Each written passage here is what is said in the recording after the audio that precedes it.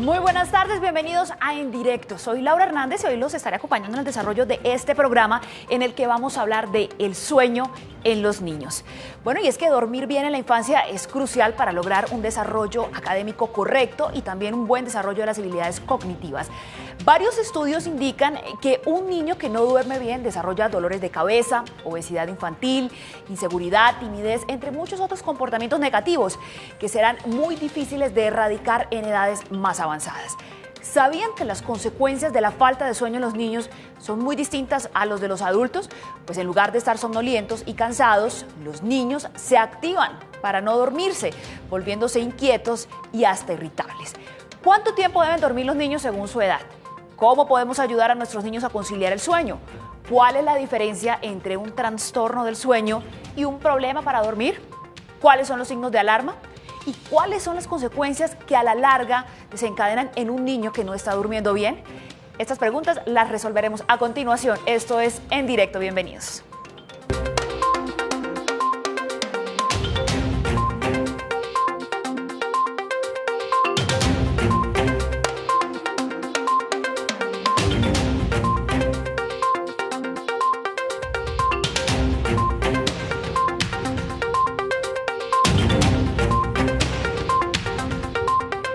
Nuevamente les damos las gracias por estar con nosotros. A partir de este momento abrimos nuestras líneas telefónicas.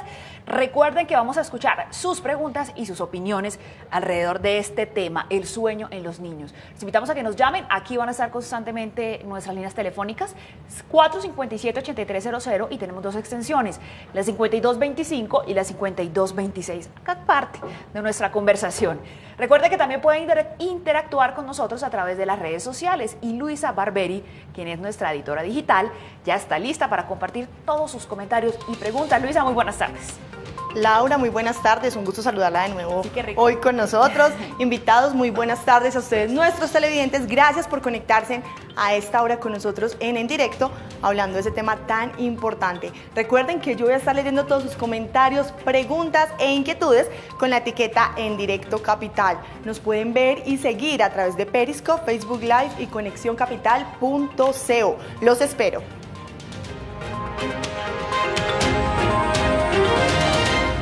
Bueno, y para hablar de este importante tema, invitamos a Carlos Bolaños. Él es neuropediatra, especialista en medicina del sueño, cuenta con 11 años de experiencia y además es integrante de la unidad del sueño del Hospital La Misericordia en Bogotá y también hace parte de CEMPI en Medellín. Doctor, muchas gracias por aceptar esta invitación de En Directo.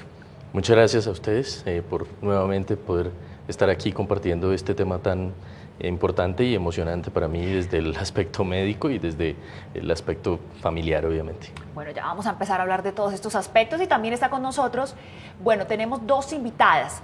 Vamos a hablar con Camila Vélez, Bechira más adelante, pero también está con nosotros Bechira. Ellas dos ya van a conocer más adelante a Camila, pero las dos son mamás. Esto es lo más importante porque nos van a compartir su experiencia, pero ambas se certificaron en el sueño infantil, ¿verdad? Sí, Bechira, bienvenida, gracias por estar con nosotros en Directo. Gracias por esta invitación. Esperamos acá resolver muchas de las dudas que tengan y que conozcan qué es lo que hacemos para poder ayudar a muchas familias para que duerman mejor.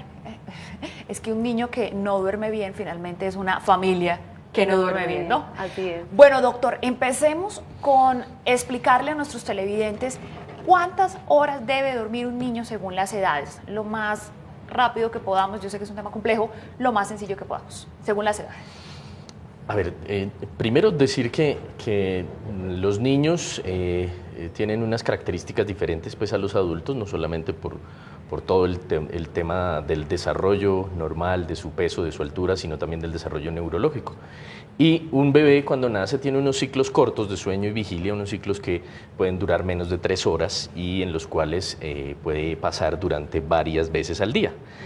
Y avanzamos nosotros en la etapa del lactante y el preescolar y de esa forma van aumentando el número de horas que duerme el niño cada vez más hacia la noche. Ese número de horas que duerme más hacia la noche pues tiende a tener un tránsito entre los 6 meses y el año de edad a que se convierta un sueño nocturno casi completo nocturno y ese tránsito permite decir que un niño más o menos al año de vida pueda estar durmiendo entre 10 y 11 horas. Mientras que un niño a los 5 años pudiera tener un lapso de 9 a 10 horas y un niño a los 12 años un lapso que va entre 8 a 9 horas. Hay unas variaciones y hay unas variaciones que son circunstanciales asociadas a nuestra característica de ritmo biológico, a nuestro propio reloj interno. Digamos que hay personas o seres humanos que somos más búhos y otros más alondras. Entonces los búhos tienen la tendencia a dormir un poco más tarde, a acostarse más tarde y a estar despiertos más tiempo durante la noche. Las alondras no, se acuestan más temprano, se levantan más temprano y duermen un tiempo más largo durante la noche. O sea, digamos que con ese ejemplo hay que intentar clasificar o definir mejor el sueño de las personas en esos ritmos. Recuerde que estamos hablando del sueño en los niños y que tenemos abiertas nuestras líneas para que ustedes se comuniquen con nosotros. Ya el doctor hizo una pequeña introducción, pero también es importante que conozcamos el contexto de esta situación del sueño en los niños. Veamos, es que el sueño es uno de los momentos más importantes en los seres humanos, pero esta etapa cobra mayor relevancia entre los niños. Entre los niños es más importante, quienes también sufren de trastornos del sueño. Según la Organización Mundial de la Salud, los niños de menos de un año, ya como nos explicaba el doctor, entonces para que pongamos atención especialmente en estas cifras, deben dormir entre 12 y 17 horas al día, eso dependiendo de los meses de la edad. Mientras que los menores de 1 y 2 años deben descansar entre 11 y 14 horas, ¿verdad, doctor? Y ya los niños entre 3 a 5 años aproximadamente de 10 a 13 horas. Ahora, según diversas investigaciones, el 25% de los menores de edad ha sufrido de algún problema del trastorno del sueño.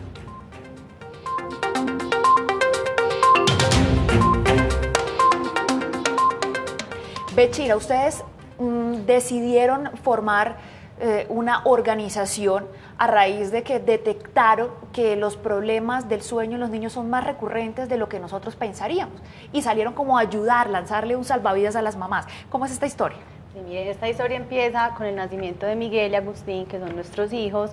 Cuando Miguel nació, ahí fue como ese momento donde yo dije, tenemos que investigar, ¿cierto? Entonces Cami y yo nos pusimos en la tarea de entender por qué hoy no hablamos del tema del sueño.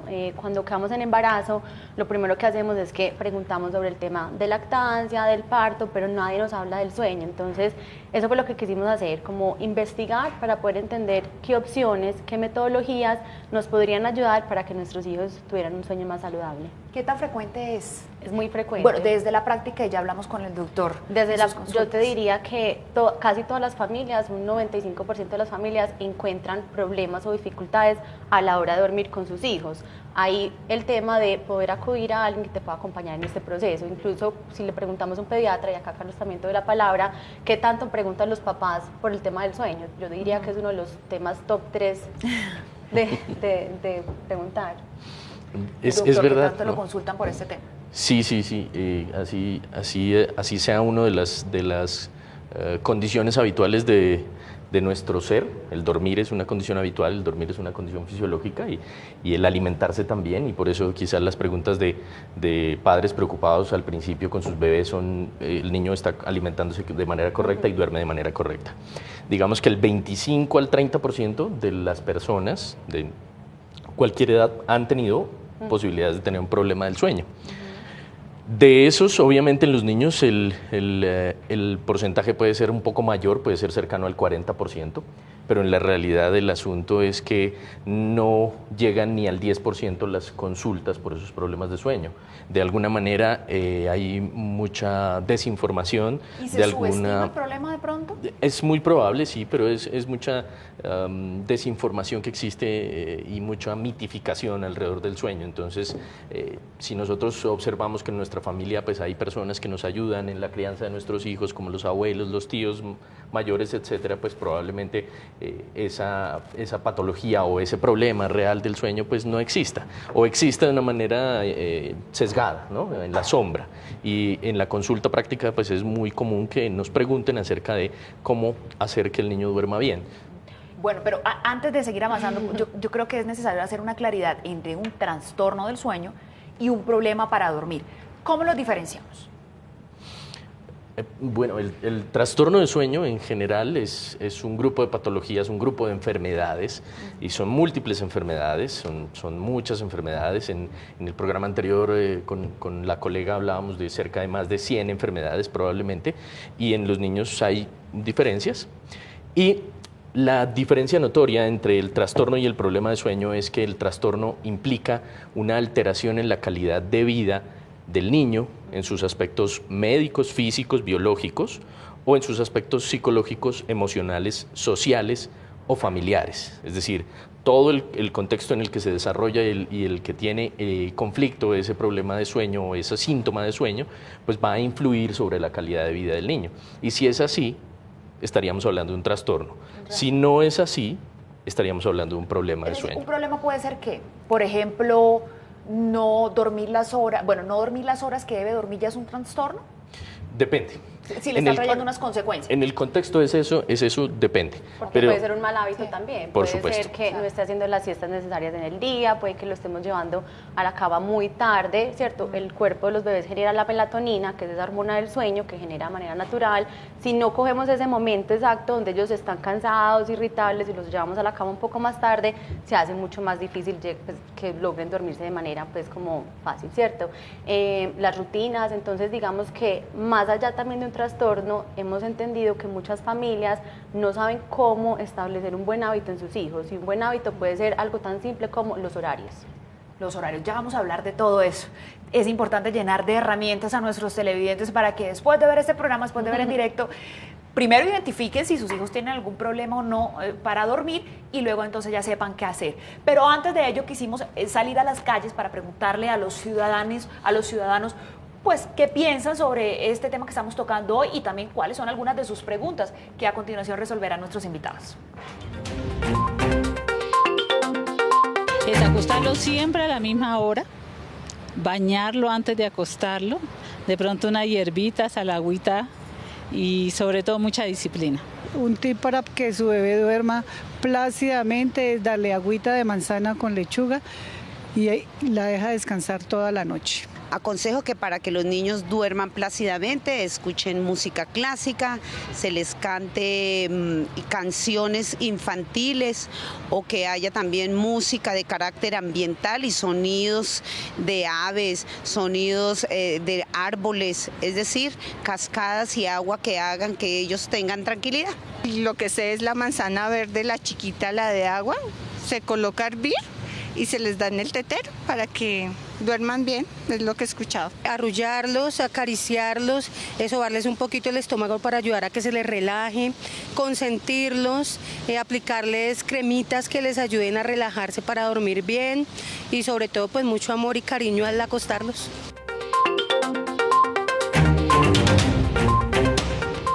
Bueno, yo me estoy enterando que la manzana verde es milagrosa para que los niños duerman bien. Y bueno, escuchando un poco las opiniones de nuestros ciudadanos, aquí nuestros invitados expertos se reían un poco porque escuchábamos cosas que pueden ser mitos urbanos, ¿no?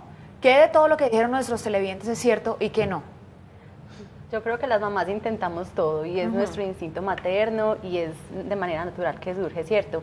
Pero realmente acá estamos hablando ya sea un trastorno, pues que el doctor nos explica un poquito más sobre eso, pero si es un hábito, realmente nuestra metodología lo que busca es que nuestros hijos sean capaces de dormirse de manera independiente.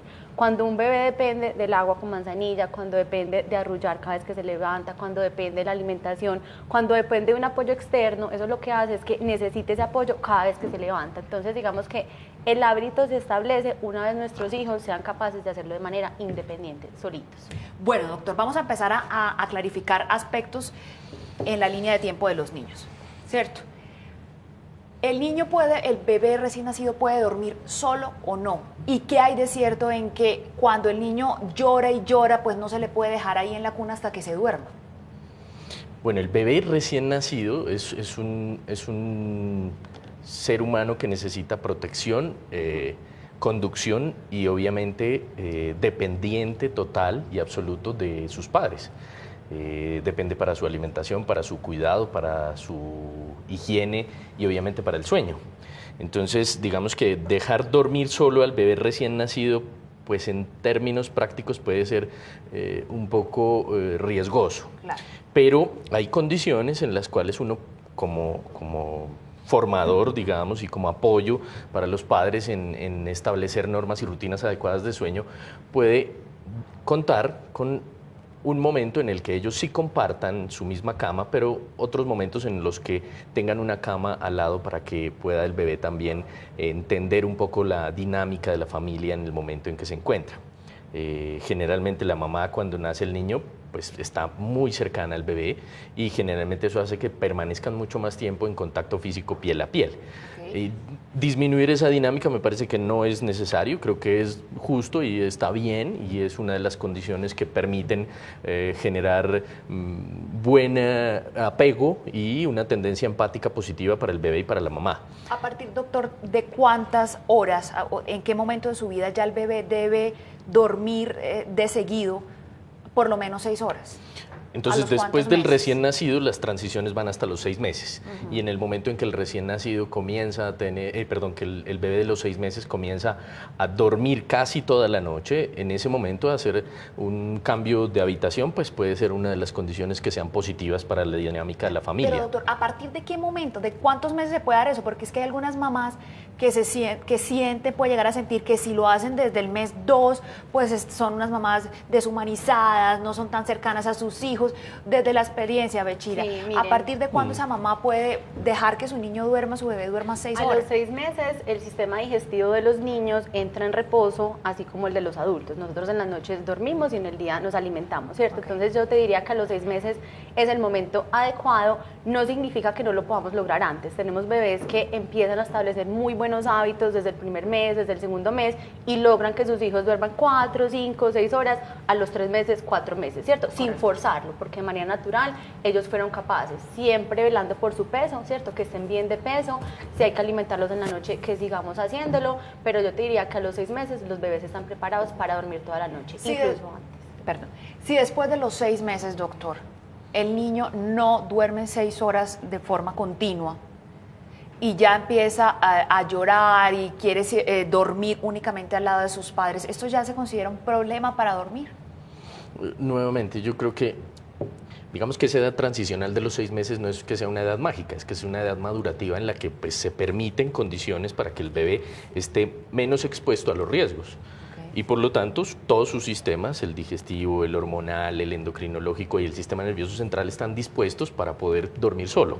Entonces, si en ese momento hay unas dificultades para que el niño pueda dormir solo y la familia no se siente en la capacidad en ese momento de permitirle dormir solo, pues puede haber una continuidad de algunos meses en los que se cambien ciertos hábitos para mejorar eso. Perfecto. Algunas familias prefieren tener colecho y eso tampoco está mal. Es una condición que se asocia a algún tipo de crianza y esa crianza pues también les permite decir que se sienten cómodos, se sienten bien durmiendo con su bebé.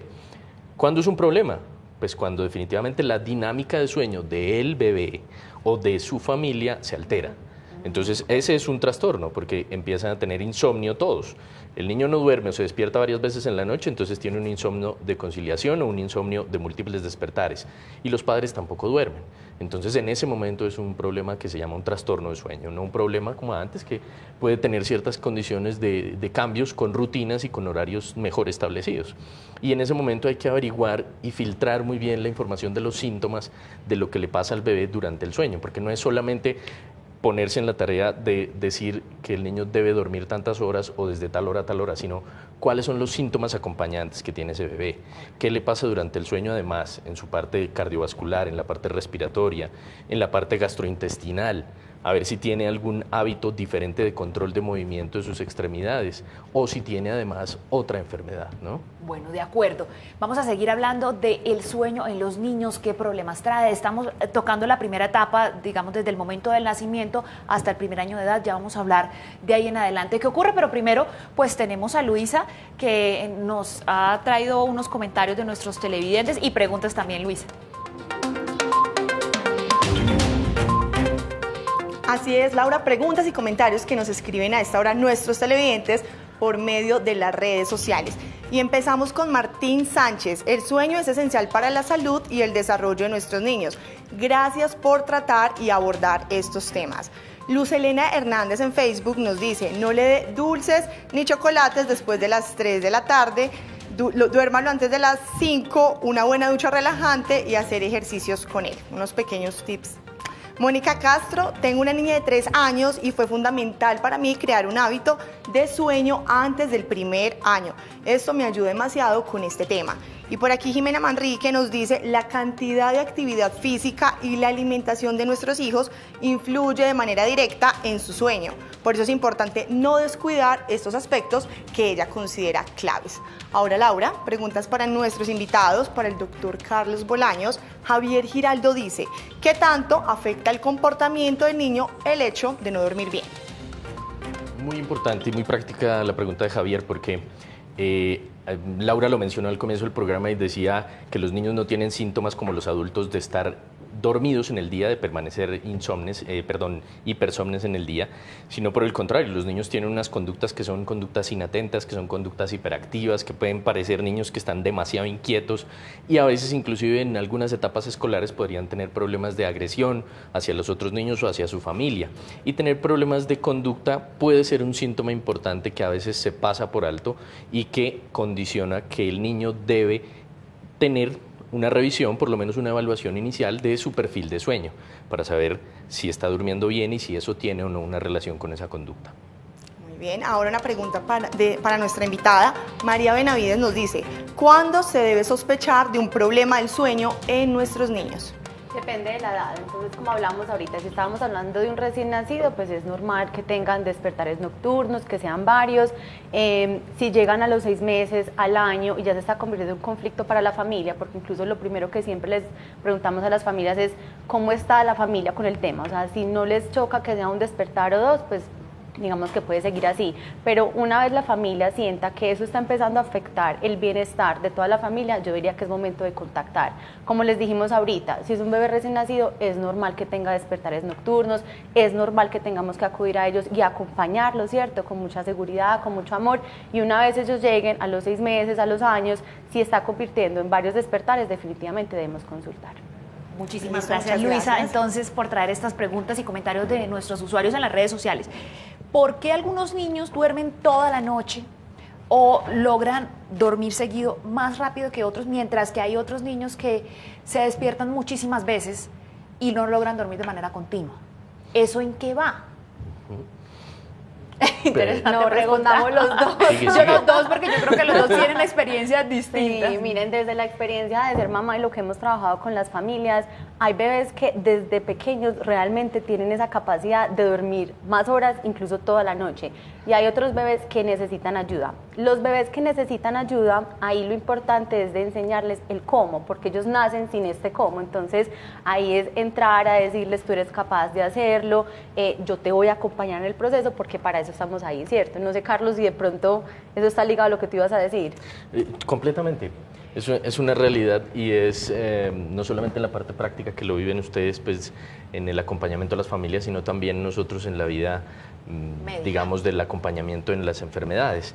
Y es que un niño que obviamente tenga un problema crónico que afecte su vida en el día a día, pues no va a estar dispuesto para tener un sueño normal, un sueño reparador y liviano.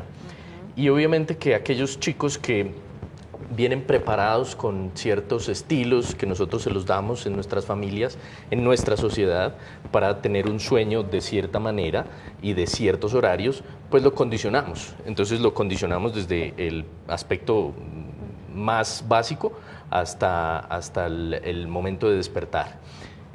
Las familias, por ejemplo, también tienen diferencias en las regiones. Las familias en ciertas regiones permiten que sus hijos duerman un poco más tarde o que inicien el sueño un poco más tarde, y en otras regiones no.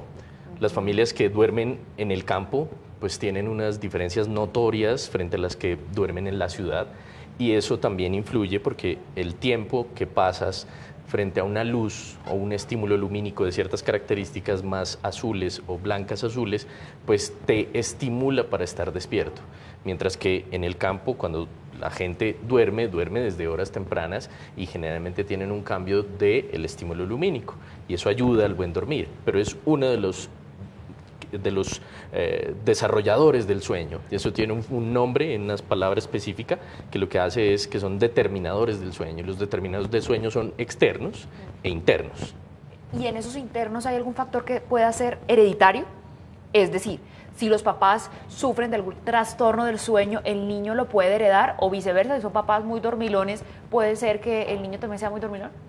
Sí, sí, es una característica que puede ser heredada y es una característica que tiene que ver con el tiempo total del sueño. Entonces nosotros como seres humanos pues dedicamos un tiempo mayor en algunas etapas de nuestra vida a dormir, pero tenemos ese ciclo biológico que es ese reloj del que hablaba hace un rato, de que algunos somos más matutinos, otros somos más vespertinos. ¿Y eso sí se puede heredar? Eso se hereda, porque es una condición que tenemos nosotros asociada a algo que mencionabas ahorita, y es que tiene que ver con la melatonina y con los iniciadores del sueño, que son otros aspectos importantes.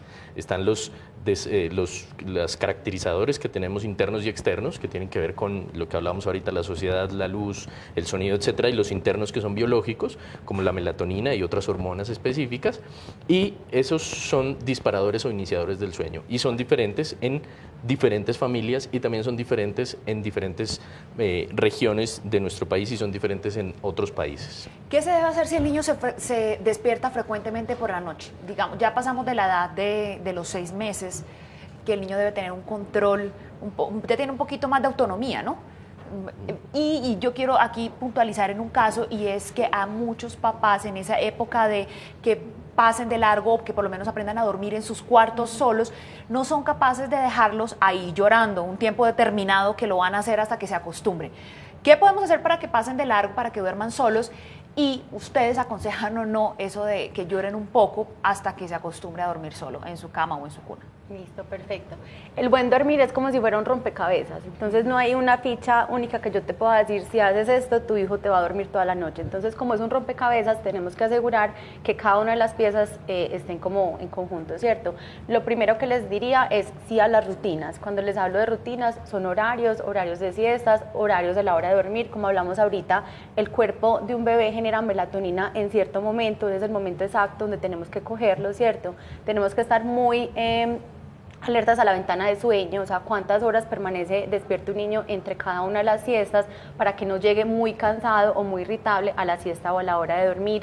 Las rutinas antes de dormir, como nos decían ahorita algunas mamás, que el baño, que el masaje, que el cuento, eso hace que sea predecible para que nuestros hijos entiendan que se acabó el día y que llegó la noche, ¿cierto? Y ya como que el corazón de lo que nosotras hacemos es lograr que nuestros hijos sepan hacerlo de manera independiente. Y cuando decimos eso, no estamos diciendo que los vamos a dejar ahí, nos vamos a ir, no, o sea, vamos a seguir siendo mamás y papás, pero sí a la hora de dormir, acompañarlos para que ellos logren hacerlo sin tener que estar arrullados todo el tiempo, sino ponerlos en la cunita, decirles es hora de dormir, darles palmaditas, estar ahí presentes, pero que ellos logren hacerlo de manera independiente. Y si mientras ese momento de conciliación del sueño los bebés están llorando, ¿se los puede dejar llorar un momento, un tiempo determinado o no? Yo creo que es un aspecto trascendente que muchas familias tengan temores frente al relacionamiento del desarrollo de sus hijos, y uno de los desarrollos pues es el del sueño. Pero el momento del sueño pues no puede ser asociado al llanto. Entonces, si yo tengo una condición normal de vida que es el sueño o ir a dormir, pues yo no quisiera que se asocie al llanto. En ese momento, entonces, lo que tengo que hacer es hacer una transición, y esas transiciones pues tienen tiempos determinados. En algunas culturas puede ser respetable, y algunas decisiones familiares son respetables, de decir que ellos van a permitir que su hijo pueda durar llorando 15 minutos, 30 minutos, 40 minutos. Es respetable eso, pero es una condición a la cual están asociando un fenómeno que debería ser placentero. Entonces, por lo tanto, ojalá se disminuyera ese tiempo, y se puede ir trabajando de alguna manera transicional para evitar que el niño tenga esos periodos tan prolongados de llanto, y que los padres pues no estén aislados de él, sino que estén presentes, que estén en contacto, que estén cercanos a él, al bebé, y ese momento en el que ellos disminuyen, por lo tanto, su característica de estar llorando, de estar en esa angustia, pues le va a ir favoreciendo. Esta semana voy a tolerar que el niño pues llore 15 minutos, la siguiente 10 minutos, la siguiente 5 minutos, eso es un ejemplo, pero se pueden trabajar con esos cronogramas para poder disminuir de manera paulatina y constante el llanto y no relacionarlo con el sueño. O sea, no está mal pero tampoco está bien. Entonces, y va muy ligado a la cultura, por lo que le entiendo. Que tenemos que tener un respeto por las crianzas de nuestras familias y acompañarlos en esas crianzas. Bueno, pues doctor, gracias por estas apreciaciones y también muchísimas gracias a Bechira Moussa, mamá, que nos compartió todas sus experiencias hoy y quien también es consultora certificada en sueño infantil. Gracias por acompañarnos. Ahora vamos a recibir a otra mamá y también a otra mamá que trabaja pues con usted como certificada en sueño infantil, que trabaja con las mamás. Gracias por acompañarnos. Gracias, Laura. Bueno, ahora Luisa Barberi nos tiene un importante dato sobre este tema, sobre el sueño en los niños. ¿De qué se trata, Luisa?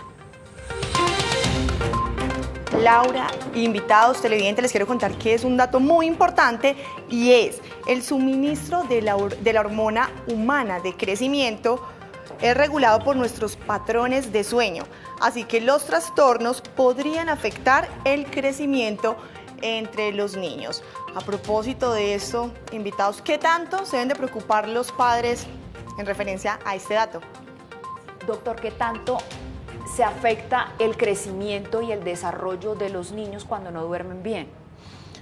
El dato que nos traen ahorita es un dato interesante porque cuando nosotros estamos durmiendo y estamos en la época de la etapa infantil, preescolar, escolar y la adolescencia, es cuando más aumenta la hormona del crecimiento en el sueño.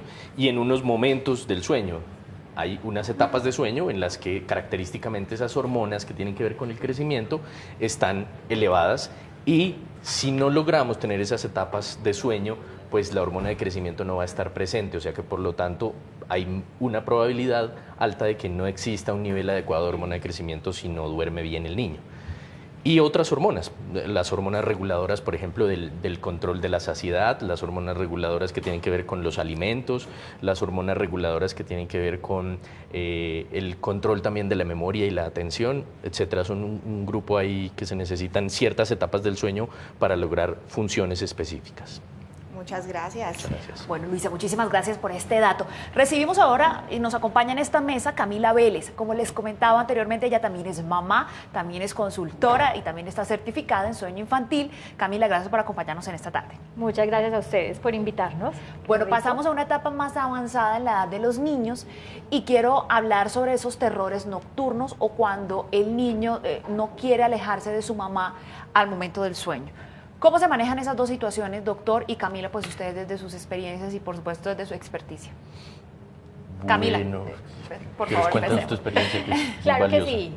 Hay etapas del desarrollo físico como las que hemos hablado y hay etapas del desarrollo emocional como esas que estás empezando a introducir, como es esa etapa de la ansiedad por la separación, ¿cierto? Hace parte del desarrollo emocional del niño, entender que él es un individuo y que sus padres son otros individuos. Cuando hace conciencia de esa individualidad, puede entrar como en una angustia que es normal y que nos dice que se está desarrollando muy bien, y hace que él quiera estar como más apegado a los papás, porque cuando ellos desaparecen de su espacio, dice, bueno, si ellos no están acá donde están, quiero estar con mis papás. Y la idea es que es importante tener en cuenta todas esas etapas del desarrollo para no generarle una angustia adicional al bebé en el proceso o al niño, ¿cierto? Claro. Si sabemos que está pasando por esta etapa, la idea es tener en cuenta eso dentro de esa transición de la que hablábamos ahora, para que no se le convierta en un proceso adicional. Y hay también mecanismos para que ese bebé se sienta acompañado, no sienta como abandono en algún momento, con esas asociaciones que estábamos haciendo, que no sienta que el momento del sueño entonces se convierte en un momento de abandono, sino que se sienta acompañado y que sepa que sus papás sí están ahí de todos modos para cuando él lo necesite. Claro, realmente. Pero en la práctica, ¿qué pueden hacer mamás y papás? Es que muchos nos pueden estar viendo y estar desesperados porque están pasando en esa etapa, bien sea de los terrores nocturnos que se despiertan en varias ocasiones y llegan a despertar a sus padres porque tuvieron algún tipo de pesadilla o de terror, o dos, porque simplemente no quieren desprenderse de sus papás y no quieren dormir solos. ¿Qué deben hacer los papás en este momento? ¿Sí se necesita de pronto un poquito de disciplina y rigidez en ese momento de los niños por parte de los papás, doctor? Yo creo que la disciplina debería ser de los papás primero por identificar si hay algún problema real en el aspecto del sueño. Tú mencionabas dos temas ahí, los terrores nocturnos y la ansiedad de separación. Entonces, Camila mencionó la ansiedad de separación muy bien. Los terrores nocturnos son manifestaciones habituales del sueño que nosotros llamamos parasomnias y se dan en una edad determinada, entre los 3 años a los 5 años más o menos.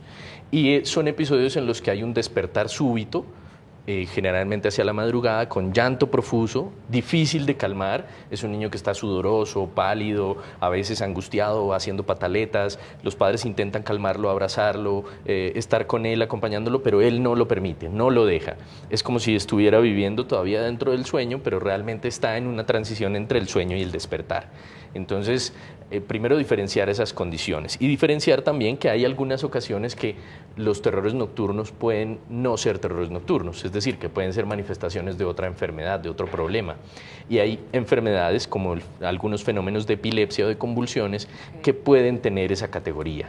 Entonces el médico, con ciertas herramientas desde el punto de vista de la consulta, con unos síntomas específicos, puede hacer o acompañar a la familia a hacer un diagnóstico diferencial en esas dos condiciones. Y el hecho es que, también lo mencionaba Camila, el hecho es que tanto los terrores nocturnos como la ansiedad de separación son manifestaciones del desarrollo, es decir, que no son una enfermedad, y eso también deben tenerlo claro los padres. Claro, doctor, eso lo tienen claro los padres, pero ¿hasta qué punto deben permitir que sus hijos estén en esa etapa? Es decir, ¿cómo los ayudan a que lo procesen y pasen por ese momento más rápido? De eso vamos a hablar en minuticos, porque queremos darles a los televidentes herramientas, tips, cositas que puedan implementar en sus casas para que sus vidas sean más sencillas. Tenemos a una televidente en línea, Marta García, nos llama desde aquí, desde la ciudad de Bogotá. Buenas tardes, ¿y cuál es su pregunta o comentario? Buenas tardes. Mis nietos están en Montreal. El niño tiene 10 años y presenta no siempre episodios como de sonambulismo, pero aterrador, mejor dicho, gritos, y tiene los ojos abiertos y todo, pero está dormido. No sabemos a qué se debe este problema. Bueno, muchísimas gracias, Marta. Marta ha tocado un tema al que teníamos que llegar en algún momento de la conversación, y es el sonambulismo en los niños. Doctor. Es otra de las parasomnias de los niños. Las parasomnias son esos fenómenos de la transición del despertar, es decir, de pasar de estar dormido a estar despierto, la transición. ¿Hay una edad en la que es más común? Entonces teníamos los terrores nocturnos entre los 3 y los 5 años. Okay. Las pesadillas usualmente pueden estar desde los 5 años hasta los 12 años. Y el sonambulismo suele estar entre los 9 años de ahí en adelante. Okay. Es una patología que es mucho más común de la edad en la que nos menciona la señora que nos acaba de llamar, que es el niño que tiene 10 años, y es un fenómeno frecuente en el que se despierta el niño, camina, a veces habla, a veces grita, a veces se asusta, y son fenómenos que no tiene memoria de él. Lo primero que hacemos nosotros, nuevamente le insistiría yo otra vez a la señora, y así como lo estoy mencionando, es que la primera situación es catalogarlo como un fenómeno del sueño madurativo, no como una enfermedad, mientras no afecte la calidad de vida del niño. Y esa misma circunstancia hace que uno necesite probablemente no tratarlo, porque a pesar de que se repitan, puede que se repitan con baja frecuencia y no generen un problema para el entorno normal del niño y no generen una dificultad para su buen dormir. Si eso ocurre, es decir, si afecta su calidad del buen dormir, si afecta su calidad del sueño y él no puede dormir bien, en esa transición se pueden hacer acciones para evitar algunos de esos fenómenos.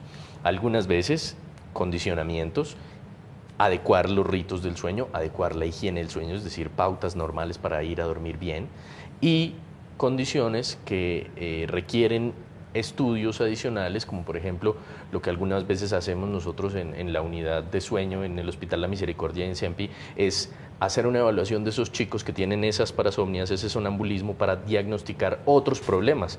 Y uno de los problemas que vemos frecuentes son los trastornos respiratorios durante el sueño.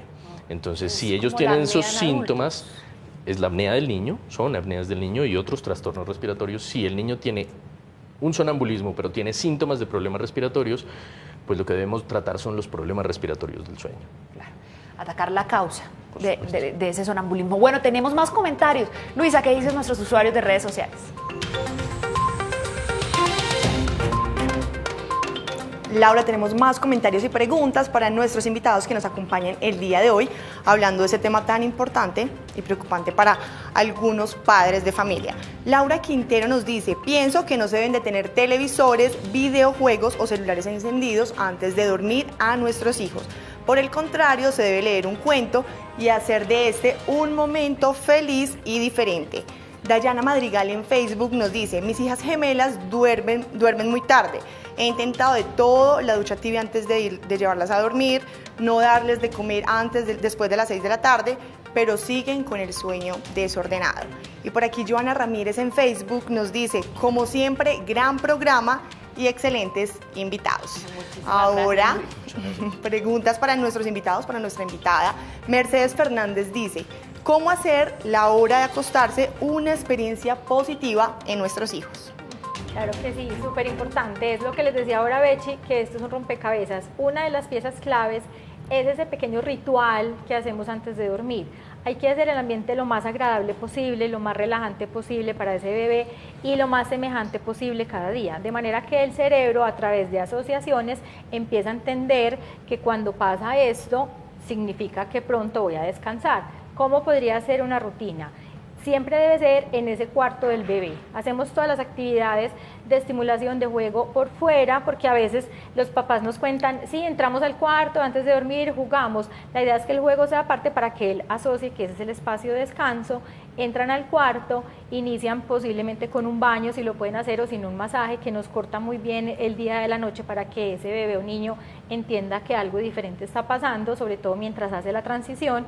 Posteriormente se le puede hacer, si todavía se está alimentando con leche materna o un tetero, entonces se le da una toma para que tenga pues como su barriguita llena para dormir.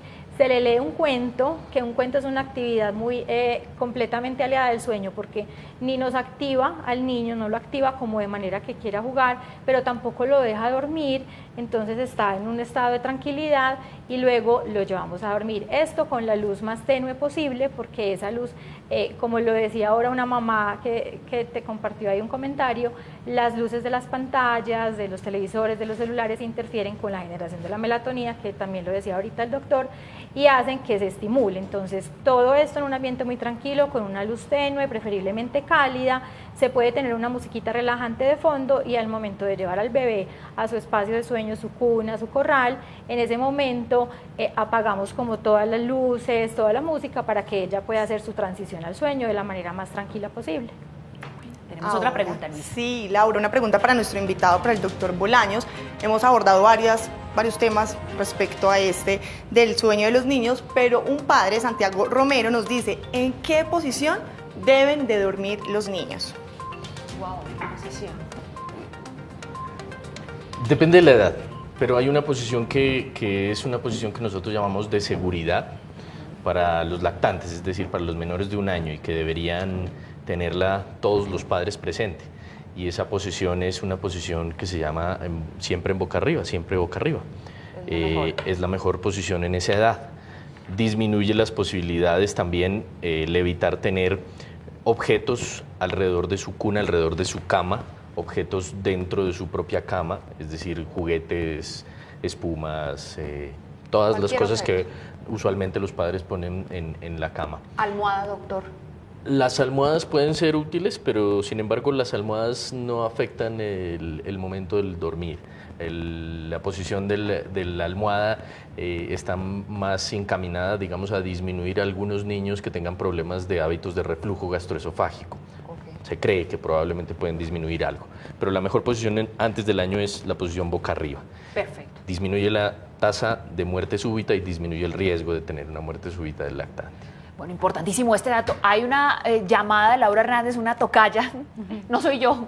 Laura, muy buenas tardes, bienvenida a En Directo. ¿Cuál es su pregunta o comentario? Buenas tardes. Mira, lo que pasa es que mi hijo cuando tenía 14 años, al momento de despertar, tuvo un susto y pasados unos minutos tuvo una convulsión. Debido a esto, cada vez que él se despierta, en algunas ocasiones, como con mucho sueño, vuelve a presentar la convulsión. Los electroencefalogramas le salen normal, pero todo se debió siempre a ese susto y en las noches bosteza dormido y él manifiesta que dice que duerme, pero que siente que está consciente en la noche, no tiene un sueño reparativo. Wow. esa conducta, doctor? Sí, es precisamente una de las manifestaciones que hablábamos ahorita, de que los síntomas del sueño no siempre identifican la patología que conlleva ese problema del sueño. La señora dice que el niño se despierta, dice que el niño bosteza en la noche, que está cansado en la noche y que no duerme bien. Pero ella también identifica un problema, y es que al despertarse a la madrugada el niño tiene una convulsión. Es decir, que hay un fenómeno que podría llamarse en ella un fenómeno de epilepsia que conlleva alteraciones en el sueño. Entonces, si el niño no tiene un control de su epilepsia, pues no va a tener un buen patrón normal de sueño. Es más, hay algunos fenómenos de epilepsia que solamente se presentan en el sueño, y hay algunos fenómenos de epilepsia que se presentan en el despertar, y por lo tanto tal vez asocien que hay algún miedo, temor o susto que tenga el niño en el momento del despertarse, pero que probablemente ese sea el real inicio del episodio de convulsiones. Bueno, habría que estudiar más a profundidad el caso de nuestra televidente. Nos quedan muy pocos minutos y Camila, usted desde su experiencia es consultora en el sueño, se ha certificado en este tema. Pongámonos en el zapato de la mamá de la televidente que nos escribió por redes sociales, que tiene mellizas, que ya lo intentó todo, que sus niñas, que tiene una rutina, todo esto que hemos mencionado aquí, que en la práctica, que en la teoría suena muy lindo, pero hay muchos papás que se están afrontando la realidad de que nada de eso les funciona. ¿Qué pueden hacer entonces para crear buenos hábitos en esos niños que tienen problemas de sueño? Listo. Vamos como a resumir esas pautas importantes, exacto, que son las piezas del rompecabezas, y hay un ingrediente adicional y es consistencia, porque muchas veces estamos en este mundo de la inmediatez y queremos resultados como lo pasa con la tecnología, queremos resultados inmediatos, y obviamente el cambio de un hábito requiere de consistencia y tiempo. Mientras más lo practicamos, más se va instaurando. Entonces, lo primero es consistencia. Si han encontrado un método, si han encontrado una forma de hacerlo con la que se sienten tranquilos y afines de acuerdo al estilo de crianza, háganlo por un tiempo determinado, por lo menos practíquenlo 15 días, ¿cierto? Para que sí se vaya instaurando ese nuevo hábito en el bebé. ¿Cuáles son esas pautas entonces para que se den todos estos hábitos de sueño? El tema de las siestas adecuadas dependiendo de la edad. No sé cuántos tenía, ¿te acuerdas del bebé cuánto tenía? Más o menos. Ay, para darle... Mellizas. Bueno, no supimos los meses para darle a la televidente el dato exacto de las siestas, pero bueno, la cantidad de siestas adecuadas, bueno. Uno nos comentó la edad. Listo, perfecto, le íbamos a dar como el datico. Que tenga esa rutina antes de las siestas y antes de la noche, que es la que hablábamos ahora. Para las siestas también una pequeña rutina que le permita al cerebro y al cuerpo prepararse para ese descanso, que tenga los horarios adecuados al dormir al inicio de la noche. Entonces, a veces creemos que si dormimos al bebé más temprano, significa que se va a despertar más temprano, y es todo lo contrario. Entre 7 y 8 de la noche es el mejor momento para dormir al niño, porque es donde está como más natural el proceso para la generación de la melatonina, la generación de la hormona de crecimiento, y obviamente el que no tengamos el apoyo, que era lo que hablábamos ahora, que el bebé empiece a aprender a dormirse de manera independiente, es decir, que no necesite de algo externo siempre para conciliar el sueño, que no siempre tenga que ser amamantado o tener un chupito o tener un tetero o en brazos. Conectar todo esto con consistencia, hacerlo por muchos días en cada momento de sueño de la misma manera, para que el bebé vaya entendiendo ese nuevo hábito que le estamos proponiendo. Bueno, eso en cuanto a hábitos para facilitar el sueño en los niños. Doctor, muy brevemente, por favor, ¿en qué casos deben los papás, porque usted nos decía que es apenas el 10%, los papás los que consultan al pediatra por eso? Nosotros consultamos y resulta que hay muchos más niños padeciendo de trastornos del sueño o de problemas para dormir. ¿En qué casos papá, mamá tiene que ir al médico porque su niño no está durmiendo bien? Yo digamos que siempre hablo de 5 cosas puntuales. Problemas de movimiento durante el sueño, excesivo movimiento durante el sueño, problemas respiratorios durante el sueño, problemas de inicio del sueño, es decir, no facilidad para dormir o despertarse frecuentemente, complicaciones asociadas a otras enfermedades y síntomas como la epilepsia o las convulsiones durante el sueño. Esas 5 condiciones son las que deberían orientar a las familias a consultar a su médico para que ayude a resolver su inconveniente. Pero siempre digo que no es solo el médico el que resuelve el asunto. siempre tiene que tener un equipo de trabajo, y el equipo de trabajo en muchas ocasiones se ve beneficiado por la práctica, que es lo que están haciendo las mamás que nos acompañan hoy, y esa práctica de acompañar a las familias es útil, es efectiva y es eficaz, y nunca podemos despachar solamente a nuestros padres sin hablar acerca de ese tema. Bueno, pues muchísimas gracias. Hoy estuvimos hablando del sueño en los niños. Lamentablemente el tiempo es muy corto.